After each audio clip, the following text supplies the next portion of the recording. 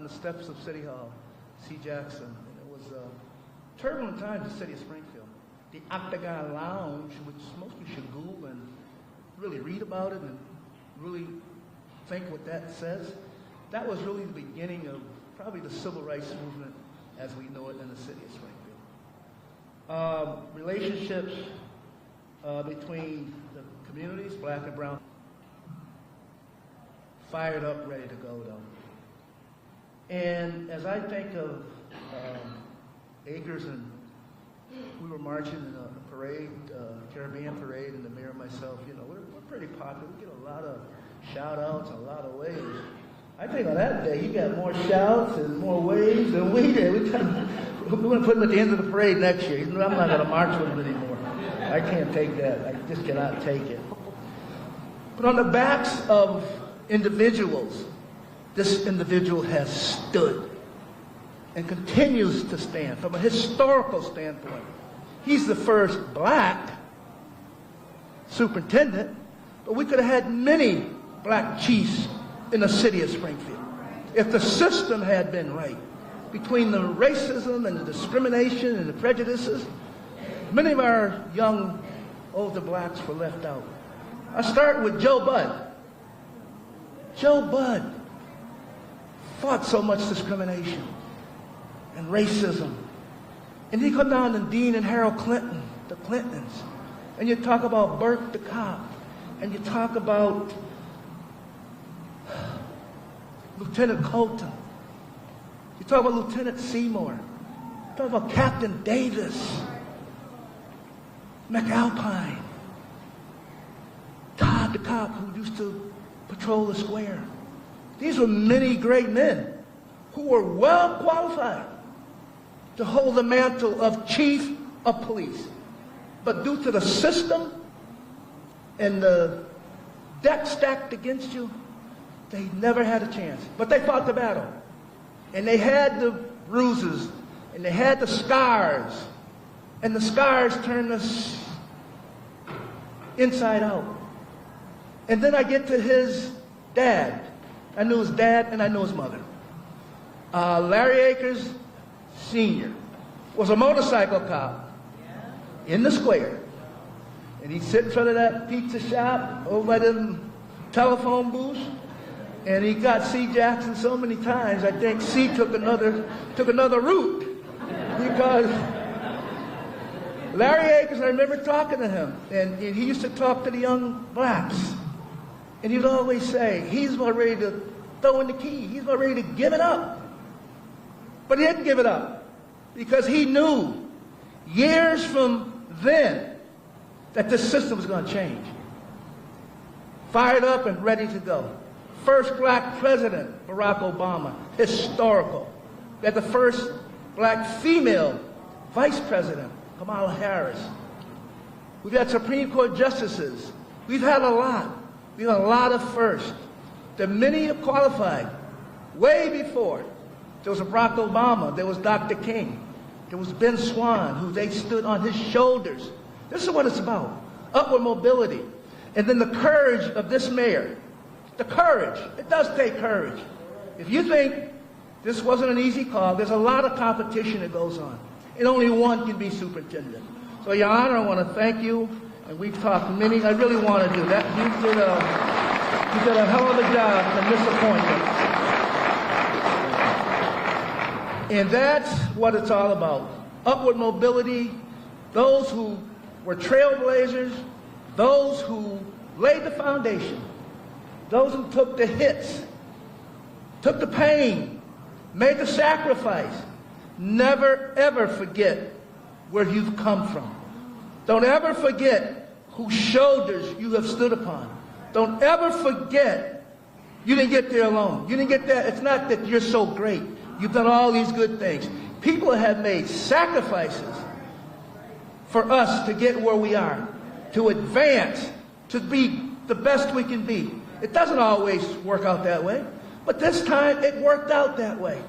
Now, just before they give you the rights to, I guess, the key to the station or whatever they do up there. I don't know what they do up there. But as a law enforcement kid, retired probation officer, I understand criminal justice system. You're going to have good days and you're going to have bad days. And Cheryl, thank you for what you have done, Cheryl. We really appreciate. We started just about the same time. Don't take a job in politics. No? Okay. But we're going to have to pray for him that we heal together the city. He is the command. There's going to be decisions he's going to make that we're going to like some and we're not going to like some. Just think about it. We're not going to like every decision, but we have to support. He is here to run the city, to keep it safe. And I'm going to tell you, when the mayor made this announcement on Dr. Martin Luther King's birthday, which was historical, there was a vibration that went through the city, and it resonated on the north end and the south end and Pine Point and Mason Square and Indian Orchard. It resonated because many of folks were saying, okay, we got a chance. We got a chance. Confidence was reinstilled in these communities because we watch what you do, not what you say. Because too many times we've been tricked and hoodwinked a lot. We made it. You have a lot of weight, Mr. Akers. A lot on your shoulders. All those former police officers and men and women who have gone on. You are the man of the hour. So on behalf of my family, and we have filed that legislation. I want to thank Rep. Pupolo, Rep. Gonzalez. We're going to get it through for you. It makes the city a better place, and thank the city council for a home rule petition. It means a lot. But you have a lot on your shoulders, man. I don't envy your job. It's tough. And when he comes home at those nights when he's had a bad day, and he can't get on that boat to go fishing. I don't get on that boat either. You don't get on the boat either? Oh my God. You're letting the cat out of the bag now. But when you come home, just remember, there's always tomorrow. And tomorrow is a different day. Today might be rainy, and in New England it could be rainy and snow. It might be snow and everything. But the sun's going to shine. The sun's going to shine. So thank you. And I want to give a shout out to all the retiree police officers, men and women that are here. Yeah, give them a shout. They're here. They're in full house. Oh, yeah. So this has simply made police-community relationships a whole lot better. We can see evidence in this. And as I said, we're going to continue to work together, be strong. We're going to pray for your success. At the end of the day, as Paul Mason, the old former city councilor who gave Mason Square to the city, y'all should know that, call it like you see it, not how somebody else sees it. I'm going to say that one more time. I'm going to leave it at that. Call it like you see it, Superintendent Akers. Not like how Bud Williams sees it, not like Mayor Sarno sees it, not like your wife sees it. I might be going too far. I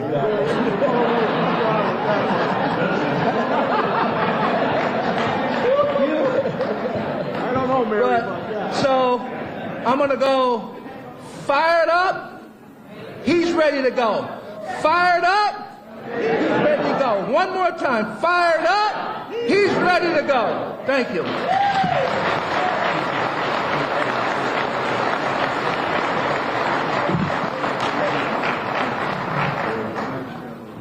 Thank you, Representative Williams. Thank you. And now, a moment that the city has waited long to witness, the oath of office administered to Lawrence E. Akers by Judge John Payne with Springfield City Clerk Gladys Toyota.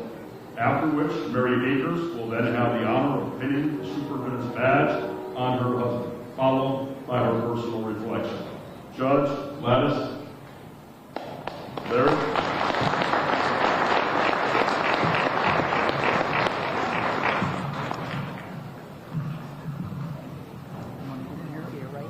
Right there. All right, okay, we'll look that way. He's going to raise his right Mary, hand. Mary. Well,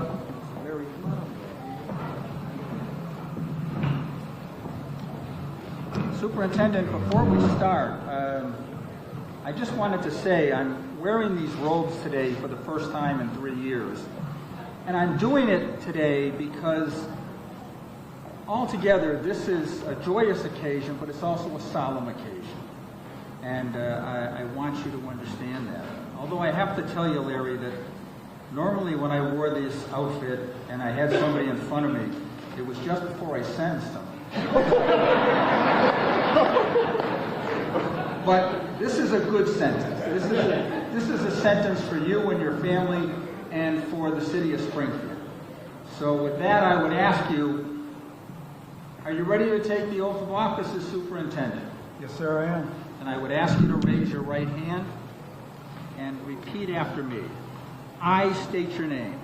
I, Lawrence E. Akers, Do solemnly swear do solemnly swear that I will bear true faith and allegiance that I will bear true faith and allegiance to the Commonwealth of Massachusetts to the Commonwealth of Massachusetts and will support the Constitution thereof, and will support the Constitution thereof, that I will faithfully and impartially that I will faithfully and impartially discharge and perform discharge and perform all the duties incumbent on me all the duties incumbent upon me as superintendent, as superintendent, agreeably to the rules and regulations agreeably to the rules and regulations of the Constitution of the United States of the Constitution of the United States and the Commonwealth of Massachusetts and the Commonwealth of Massachusetts and the laws thereof, and the laws thereof, the Charter and ordinances of Springfield, the Charter and ordinances of Springfield, the rules of the City Council, the rules of the City Council, and that I will perform all other duties and obligations and I will perform all other duties and obligations incumbent on me as such. incumbent upon me as such. So help me God. So help me God. Superintendent, congratulations.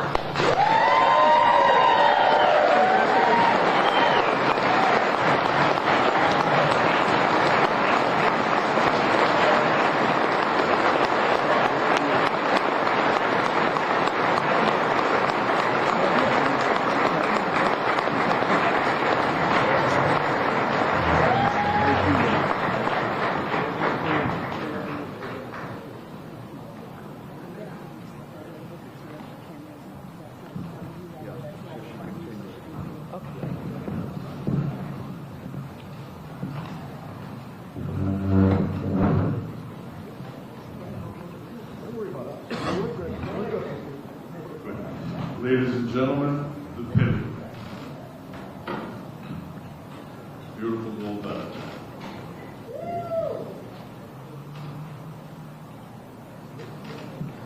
Wow.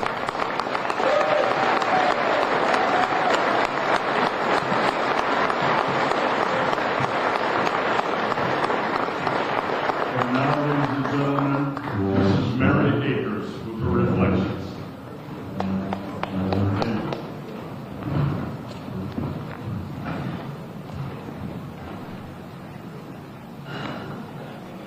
Good afternoon, Springfield. As you can imagine, this is a very emotional day for me today.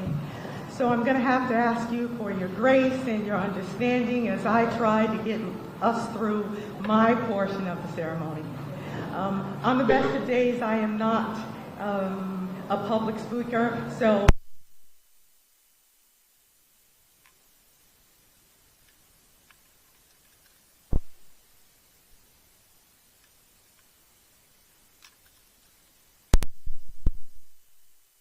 second-generation Springfield police officer. His father, Charles Akers, joined the Springfield Police Department in the late 50s following an honorable discharge from the U.S. military. When you think of second generations or legacies, you imagine that the first generation probably had it pretty good. But for those of us of color, that is not usually the case. And although policing is an honorable position and job, my father-in-law did not necessarily want his son to join the police department. He knew that it is a challenging position, that the pay was low, and that the disrespect was rampant, both in the department and from the public. Things like being forced out of his cruiser and made to walk the beat because Negroes weren't allowed in cruisers. Black men and women being called the N-word with the hard R to their faces by their co-workers with very little departmental response. He himself being attacked and assaulted on the streets of Springfield while on duty and in full uniform with, again, very little response from the police department kept him from being able to envision today. Now, I give those examples not to be divisive or accusatory or even to dredge up old history, although we all know that those days and this day are not that far apart. I give those examples to honor and acknowledge those men and women of color who came before my husband and, like my father-in-law, blazed trails through the Springfield Police Department but had no path to the position of superintendent. And I give those examples so that you would better understand how proud my father-in-law would be today of his son.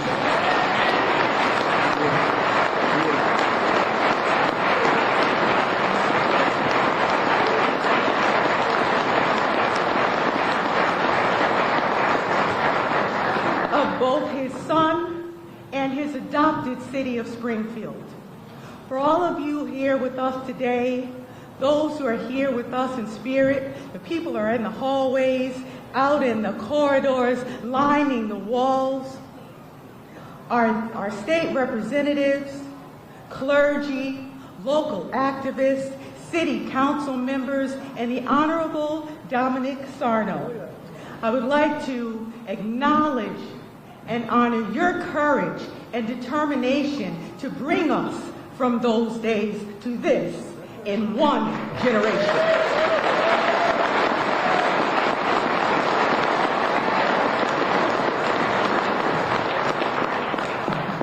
One generation, Springfield, and Larry Akers is ready for the challenge.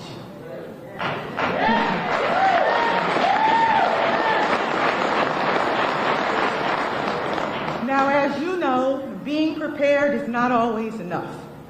Being prepared does not open doors or remove barriers or stop you from hitting your head on that glass ceiling. That work was left to you, Springfield, and you did the work. And you assured that when someone like Lawrence Akers was ready for the position, the Springfield Police Department was ready for him. Now, much has been said about my husband being the first black superintendent for the city of Springfield, and that is historic, and it is worthy of celebration. But make no mistake, Lawrence Akers is not being named superintendent of police because he is a black man. He is being named superintendent of police despite being a black man.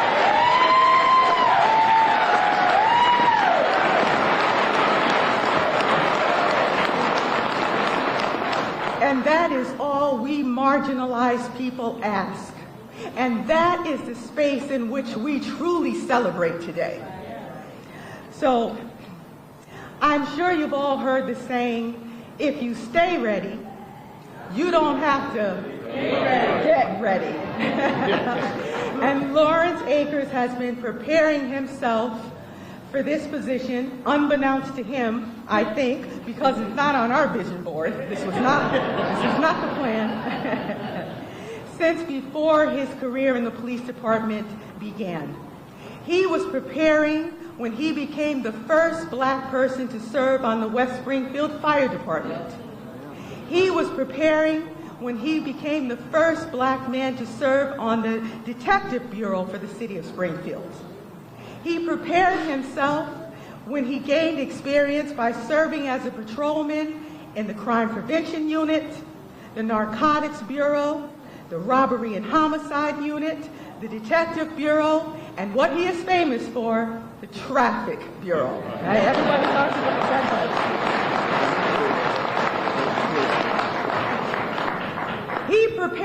himself when at the age of 50, he returned to academia and obtained his degrees. He prepared himself when after 25 years on the department, he decided to take promotional tests, passed every test, and topped 3 of the 5 tests that he took.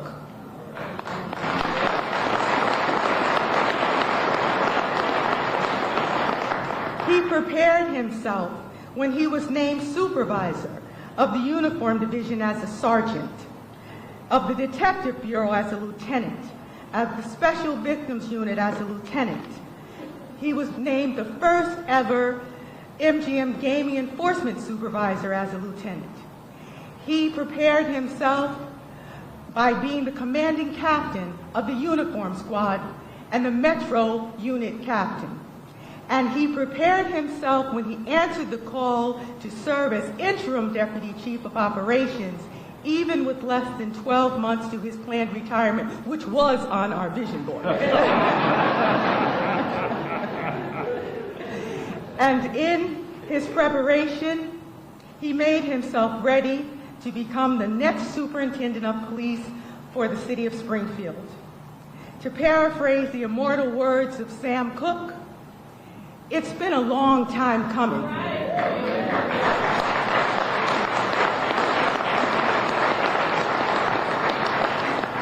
Over 380 years, Springfield. But change has come to the Springfield Police Department. So,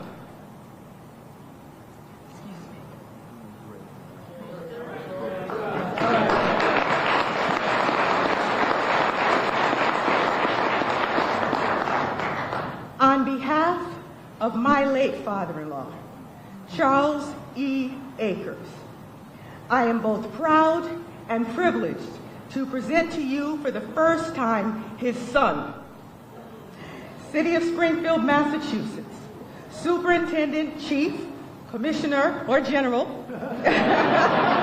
of Police, Lawrence E. Akers, Sr.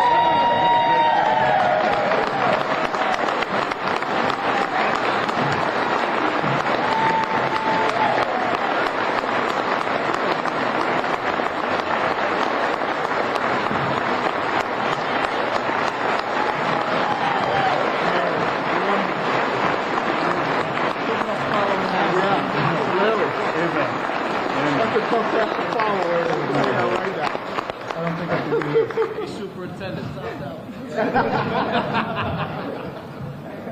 Wow.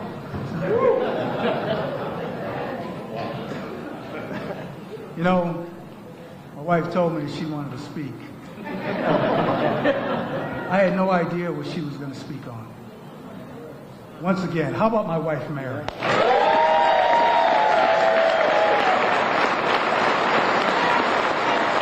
Thank you. You are my Michelle Obama.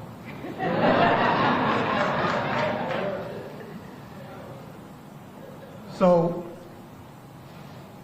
my wife spoke about my dad. One thing that my dad did tell me is that a man should never be ashamed to show his emotions, as long as he's confident in who he is. Well, I'm a confident man, but I'm only a man. So, excuse me when I show my emotions on this day. As she said, this is a long time coming, and I can feel it coming. So good morning to everyone. And I'd really like to first express my heartfelt gratitude to each and every one of you who took time out of your busy day to come here to spend time with me and my family on this memorable occasion.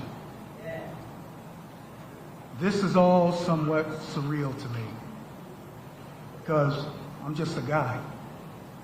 I'm just a guy that grew up in the city of Springfield in the Winchester Square section of the city. As been said, my dad was a Springfield police officer. My mom was a nurse's aide at Springfield Hospital. I never expected to be here today. Actually, in my younger days, for those of you who knew me, I figured I'd be on the opposite side of the law. But my parents' guidance showed me the way. This morning I sat back and I reflected on my mom and dad, all while wishing they could be here for this joyous occasion. But then I got a sense of comfort that came over me, knowing that they'd be working for me from up above. And I know right now they're partying. Heaven is a joyous, joyous place always, but this morning it is one hell of a party. And I know right now they are both jumping up and down on that glass ceiling that's about to come down.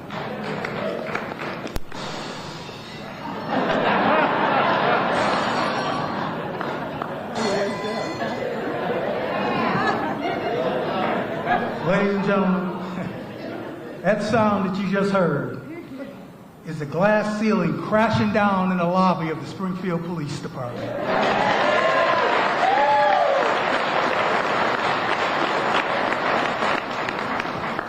So I have a lot of thank yous to go through, and a lot of people have been mentioned already today, so I don't have to repeat everyone here. But first and foremost, I want to thank the Honorable Mayor Dominic Sarno. For first, just being an outstanding mayor for this great city of Springfield, and secondly, for having the faith and confidence in me to become your Superintendent of the Springfield Police Department. I'd like to thank all the clergy and dignitaries that are here today who have been mentioned over and over, so I won't mention everyone, please. I apologize, but I just can't do that for time's sake. City council members, the Springfield Board of Police Commissioners, thank you for all being here. To my command staff, Deputy Chief Steve Kent, Deputy Chief Rupert Daniel, Senior Captain Trent Duda, my executive aide, Jeff Martucci, Captain. Thanks to Captain Brian Keenan and Officer Marty Curley for escorting the wreath out here. Thank you very much. Appreciate you being here. And to all the members of the Springfield Police Department, Springfield Fire Department, EMS personnel, Sheriff's Department, and Mass State Police that are here today, and I know that I've left out a few, please forgive me. Thank you all for taking time to be in here today. I'd like to welcome the members of the state delegation, the state senators, the state representatives that are all here today. I want to appreciate and thank you for your support that you've given me on the state level. You all have pledged your support to me in the past. I appreciate that very much. But to all the state level delegation that are here, I still have one more hurdle to clear. If you all stand here with me today, as you have pledged in the past, I'm certain that we can get past the home rule petition so I can continue what I'm starting today past the age of 65.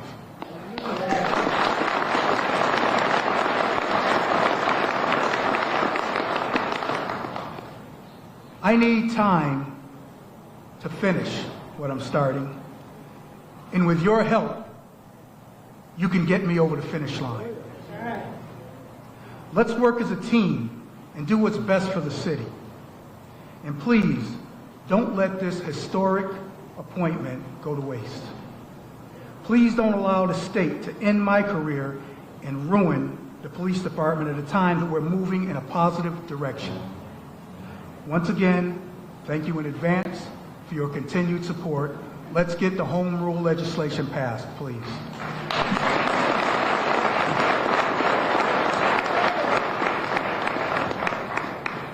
I'd like to thank soon-to-be retired Judge John Payne and City Clerk Gladys Ayola for swearing me in this morning. A special thanks to those who spoke on my behalf: Reverend Ramon Arce, State Representative Bud Williams, Sheriff Nick Cochee, City Council Vice President Melvin Edwards, City Councilor LeVar Click Bruce, and my old road dog, retired Mass State Police Detective Lieutenant Ronnie Gibbons. I would definitely like to acknowledge now retired Superintendent Cheryl Clapper.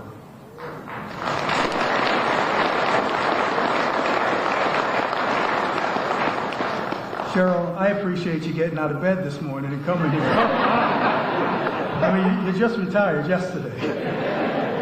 Because I know when I retire, it's going to take me 2 days to get out of bed, because it's going to be flowing.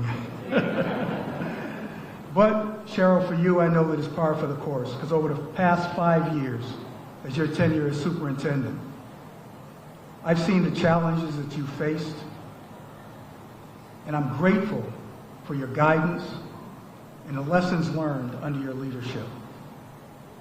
Your resilience to navigating difficult times has been indelible and has left a mark upon me and the Springfield Police Department. Thank you for your 45 years of continued service for the city of Springfield. Thank you.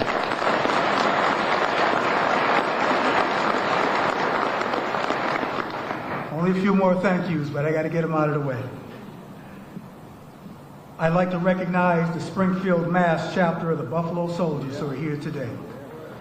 These men and women, they do such a great job for the youth and the elderly in our community, and I just appreciate you all being here on my behalf. I'd be remiss if I didn't mention our MC for this ceremony, Anthony Signoli. Anthony, you always do an excellent job, and thank you for accepting my request on this special day for me and my family. And of course, to the person who never stops and is behind many of the ceremonies and the events put on in the city of Springfield. She's like Springfield's own Energizer Bunny, the one and only First Lady of the Spirit of Springfield, Miss Judy Mack.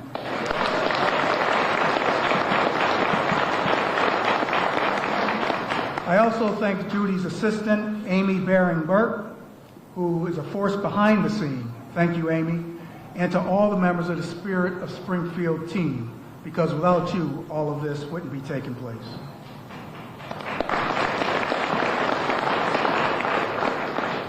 One more group. I'd like to thank my family members who have been a constant source of support and inspiration for me throughout my 38 years of law enforcement. You've already met my amazing wife, Mary, but also up on the stage with you are my 3 sons, Larry Jr., Derek, and Jordan. Come on, stand up, come over here. Stand up, come over here.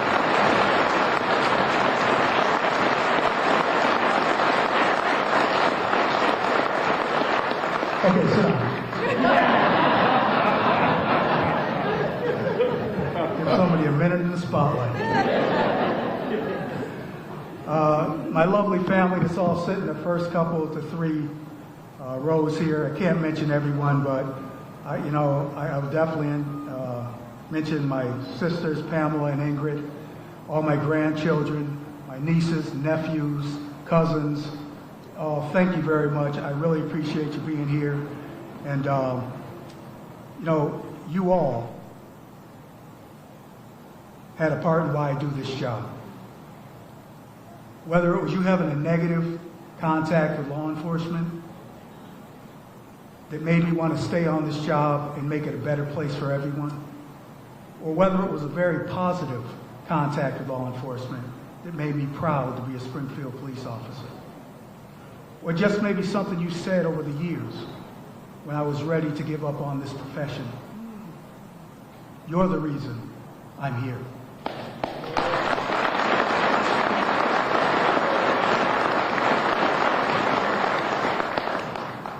So I love you all, and thank you for supporting me throughout the years. So many people have been asking me, what changes are you going to make when you become superintendent? So I'm just going to take a couple minutes to talk about change, because my focus is not merely on change for sake of change. Because the Springfield Police Department has undergone significant changes in recent years. My aim is to just strive for continuous success. But as we know in police work, change is inevitable. And our test is how we deal with the change. No matter how change comes, our mission stays the same. Our mission is to control and prevent as much crime and disorder while at the same time protecting our citizens from that very crime and disorder. And I promise you, as a superintendent of the Springfield Police Department, I will be here fighting the fight for all of our residents in the city of Springfield.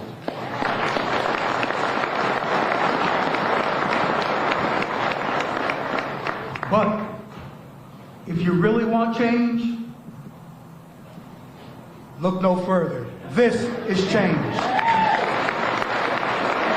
This is the most change in the Springfield Police Department in 388 years in one day. And I thank you all for being here with me on this day. Which brings me to once again thank the Honorable Mayor Dominic Sarno. Because without you, your leadership and your courage, your fortitude to cross over past boundaries that in the past would have never allowed me to be named the first ever black leader of the Springfield Police Department. Thank you, sir.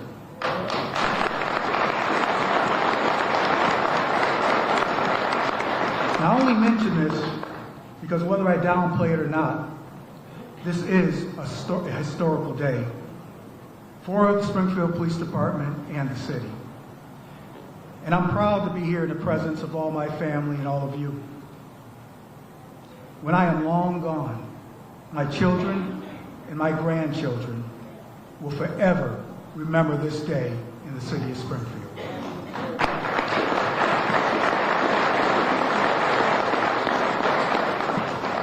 Here in Springfield, we're under a federal consent decree. But in defense of the department, many of the things highlighted in the decree were already being set in motion in our everyday activities. But we weren't doing a very good job implementing them. So, what the decree has done is force the department to step up its game and come into compliance with many things that we were lagging behind in. It's helped our transparency with the public. It's forced us to upgrade our record-keeping practices and to rewrite our use of force policies and many other things that brought us into the 21st century. So whether I like the consent decree hanging over the department or not, doesn't matter. I will continue to do whatever possible to assist the Department of Justice and its representatives to move this department forward and to continue to gain the trust of our community.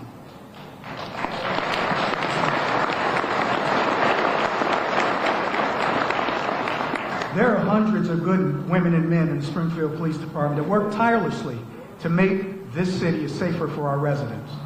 And there are so many good things happening in their work that go overlooked. I hope to shine the light on the positives and less on the negatives. I want our residents to feel comfortable and confident that they can come to me or any other member of this department and get the help and answers they seek and be treated with professionalism and respect. I'm also hoping that the public will look at our department differently and not have the negative feelings that some do.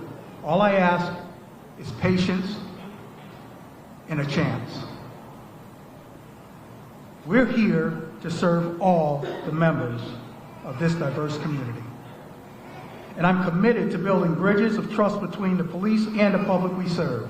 My vision in the police department is rooted in 4 areas: community partnerships, transparency, reducing crime and fear of crime, and accountability. Now, to some of you, this may sound very familiar, and it should, because that's what every person stepping into this role of police leadership would like to accomplish. It's the foundation of overseeing a productive police agency. And I'm not trying to recreate the wheel here. I just want to fix a few broken spokes and hope we never get a flat tire along the way. In regard to community partnerships, the Springfield Police Department will make community engagement a priority. We will meet with stakeholders which will involve everyday citizens.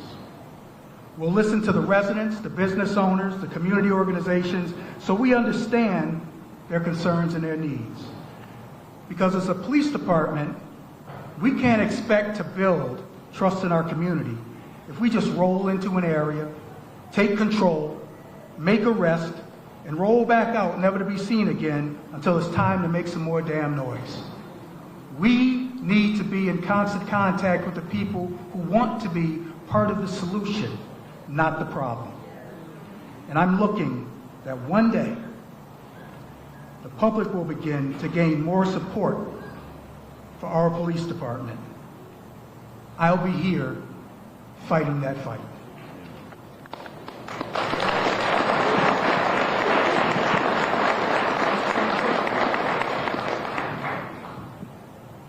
We need help from all community partners. The one thing that you're going to hear me say time and time again, the police cannot do it alone. We cannot do it alone. Everything is not a police issue. So we need community partners to come forward and help the police so we can make this city a better place for everyone to enjoy. So please, any suggestions? I'm all ears. Reducing crime and fear of crime merges with my first vision of community partnerships, because reducing crime is always a goal of the police department. But community engagement strategies have a greater impact on reducing fear of crime than crime itself. If we can get everybody involved, we can begin to reduce crime. And with the reduction of crime, we can begin to reduce the fear of crime. Accountability is crucial for the Springfield Police Department. And I'll see to it that we hold ourselves to the highest professionalism, ethics, and integrity standards. Any wrongful conduct or breach of trust will be exhaustively investigated and appropriate action will be taken.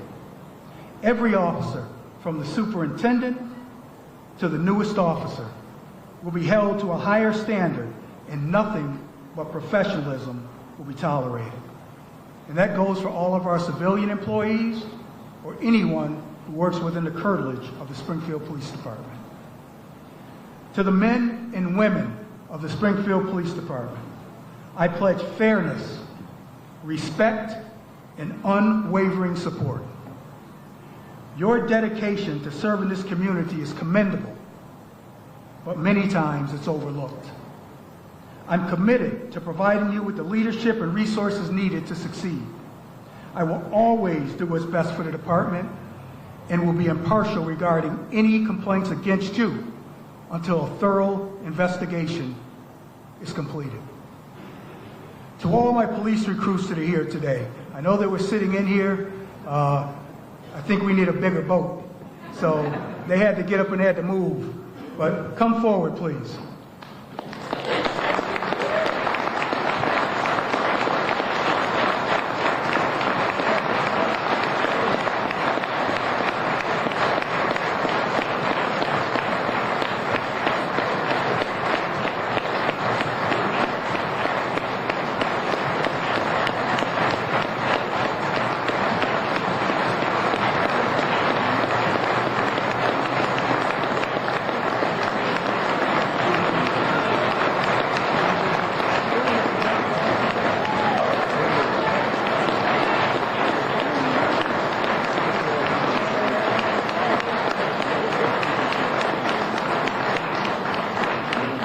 Those are 35 new recruits that'll be retiring in about a week and a half. Retiring. I'll be retiring. That's good. I had to break the ice, I guess, you know. They'll be graduating from their academy in a week and a half. 25 will be hitting the streets of the city of Springfield, and 10 will be going to other areas surrounding. They've been going through a grueling 23-week academy. And they come out and they'll have another 12 weeks training on the street. And we hope to have them ready for the heat of the summer, because something tells me it's going to be busy. So I'm coming to an end, and I know it's probably been a little long as it is, but when you've been a part of law enforcement as long as I have, you need a strong support system along the way. And many times you have mentors who teach you the ropes. So before I finish, I just want to mention a few of the mentors that I had. And I know that there's probably several mentors in this room right now when I came on the job that showed me the ropes and helped me along the way. Sorry, I can't mention all of you, but you know who you are. But I have 4 mentors that I have to mention. Some of you who knew me before I became a police officer probably said a time or two, how in the world did he become a cop? And I know it's true because you said it to me. Well, that was in part facilitated by the late Lieutenant Harold Clinton.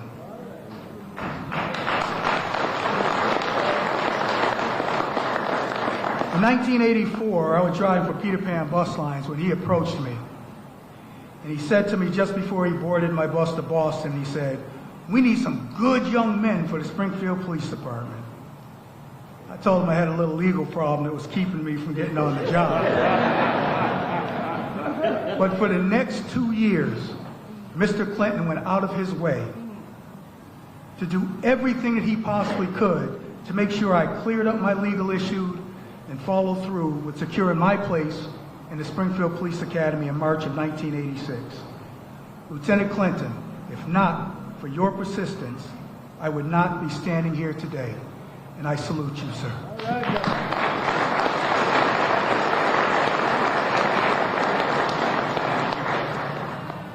My next mentor that I'd like to talk about is my mom, Mary E. Akers. That's where I get emotional.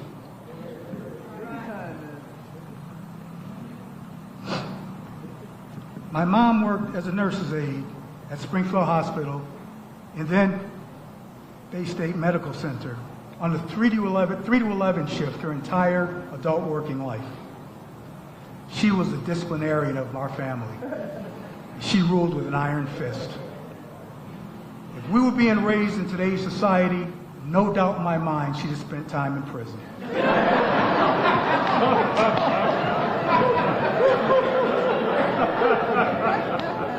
But even though I got into my share of problems in my youth, her discipline showed me the correct path to adulthood. She never spoke much about whether she wanted me to be a police officer or not. But when she passed in 2017, I was going through some of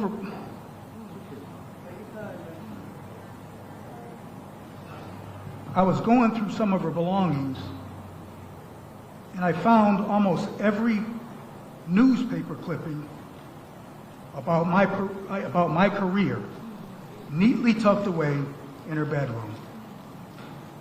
Mom, I wish you could still be here today so you could have clipped some of my latest articles. You'd have got a kick out of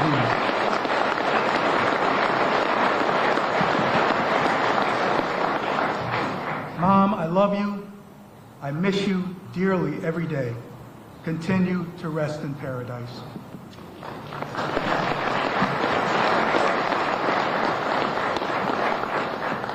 My next mentor is a non-traditional one. Because usually a mentor is someone who helps you throughout the years, shows you the way in life, or someone who prepares you for what's about to come. She's not either of those types of mentor. This mentor is my wife, Mary C. Akers.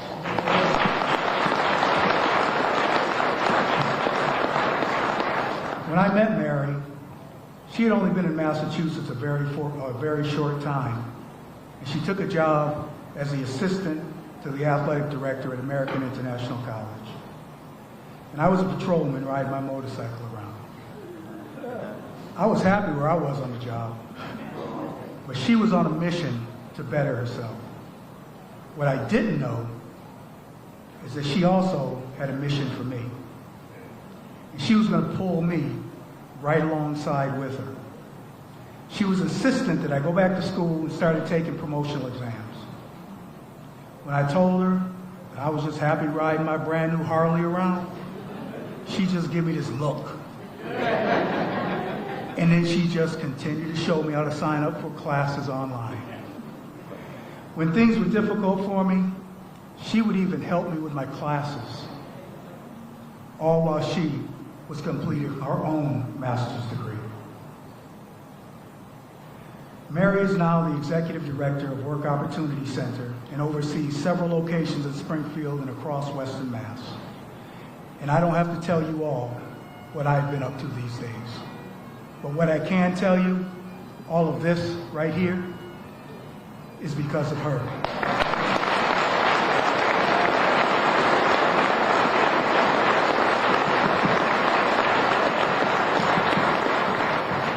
On Martin Luther King Jr. Day, when the mayor announced that I'd be taking over this position, I briefly spoke about my wife on that day.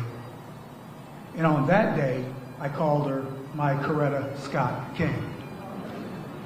A little earlier today, quite sure you all heard, I called her my Michelle Obama. Well, I use these comparisons because they're both strong black women who were or still are their husband's backbone, their strength, their ride or die. But I think I may not be giving Mary her due. So, from now on, no more comparisons. Now, I think everyone will understand when I say, you are my Mary C. Akers.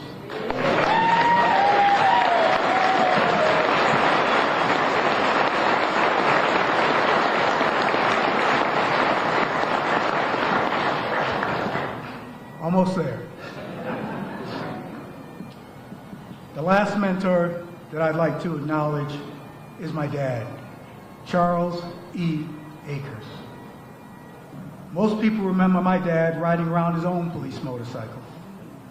And I know that there are many people out there right now saying, he gave me my first ticket.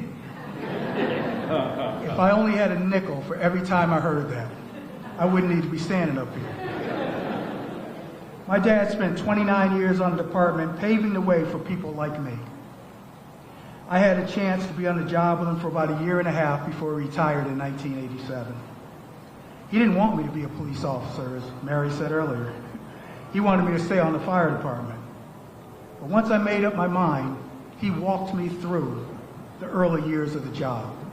And things that he taught me almost 40 years ago still stand true today and help me get through some of the trying times of this profession. He used to tell me I needed to take promotional exams because if I didn't, I would never have any say about anything on this job. But I was too busy chasing down drug dealers in the 80s, solving homicides in the 90s, and in the early 2000s, I was impersonating him riding my own police motorcycle. By the time I did decide to buckle down,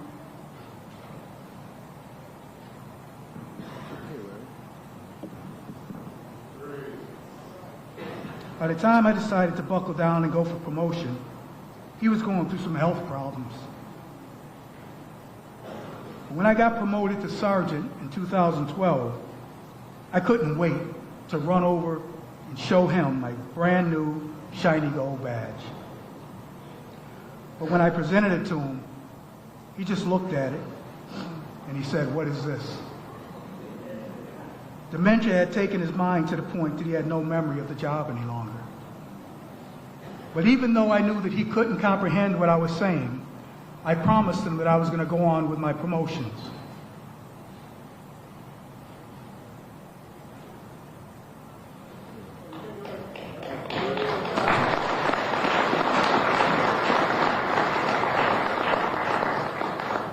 My dad passed less than a year later.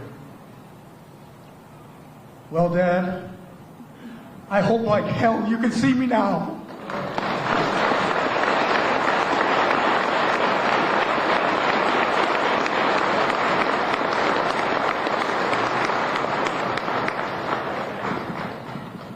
To my children and my grandchildren, if you've heard anything that I just said, be great. Work hard and achieve your goals. But don't wait too long, because I want to see all your greatness. before it's too late for me to understand. In closing, I am honored and humbled to lead this police department into the future. And I pledge to work tirelessly to make a positive difference in the lives of all the people that we serve.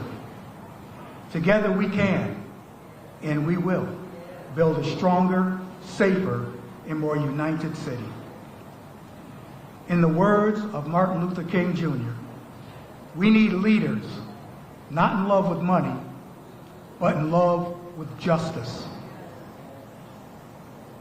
Not in love with publicity, but in love with humanity. I aim to be just that type of leader. Thank you all once again. God bless you, and God bless this great city of Springfield, Massachusetts. I love you all.